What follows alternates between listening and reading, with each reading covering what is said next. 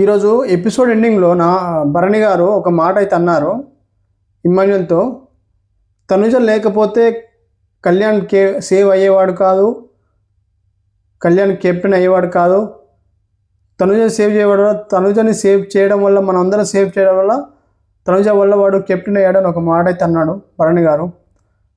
అసలు ఈ భరణి గారే వీక్ స్టార్టింగ్లో టీమప్ తనుజని కళ్యాణ్తో టీమప్ అవ్వని చెప్పిందే భరణి గారు.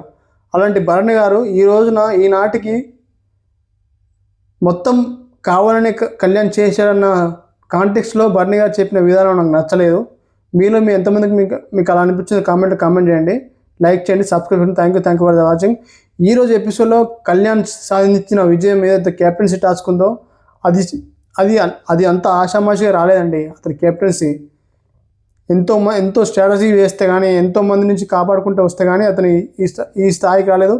అంతెందుకు లాస్ట్ ఇప్పుడు ఈరోజు జరిగిన ఒక ఏదైతే ఏందో కనుక్కో టాస్క్లో, ఆ టాస్క్లో కూడా తను కొంచెం తెలివిగా ఆలోచించడం వల్లనే ఈరోజున అతను కెప్టెన్సీ అయ్యాడు. లేకపోతే కెప్టెన్సీ అయ్యకపోయేది కాదు. దానికి సహాయంగా తనుజ గారు చాలా హెల్ప్ చేశారు.